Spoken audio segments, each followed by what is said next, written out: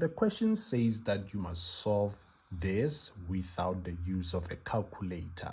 Then you can then select which answer is correct between A, B, C, and D. Let me show you step by step on how to solve this without the use of a calculator. This is what we have to do step by step. We can first start with the square root of 49. So we can first write the square root of 49. But remember that 49 is actually the same as 7 times 7.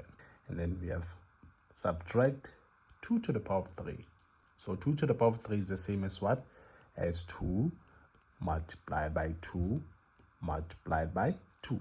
And then we have plus the cube root. Let's write down the cube root. The cube root of 216. 216 is the same as 6 times 6 times 6. Then we divide this by 3. So we're going to do this step by step. The next step, we have the square root of 7 times 7. So we know that this is the same as having the square root of 7 times 7. 7 times 7 is the same as 7 squared because we have 2 sevens, 1, 2. So 7 squared. Subtract by 2 multiplied by 2 multiplied by 2. This will give us 8. Then plus here we have the cube root of, so let's write the cube root. So we have the cube root of 6 times 6 times 6, which is 6 to the power of 3 because we have 3 6.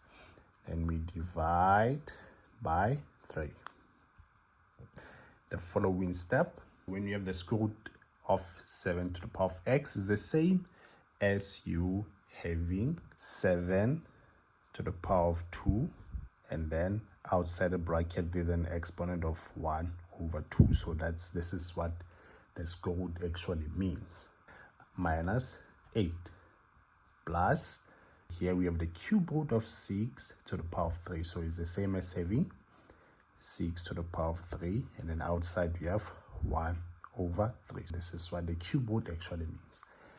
Divide by 3 is equals to, now we are going to apply the power of a power rule, whereby we're going to write the base as it is, and then we multiply this exponent. So it's 2 multiplied by 1 over 2 minus 8 plus, going to do the same, we apply the power of a power rule. So take the base 6, we multiply the powers.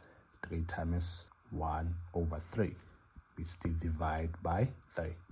This will be equals to, here, gonna write our base 7. 2 multiplied by 1 over 2 is the same as 1. So we don't need to write it down. So we can just leave it here.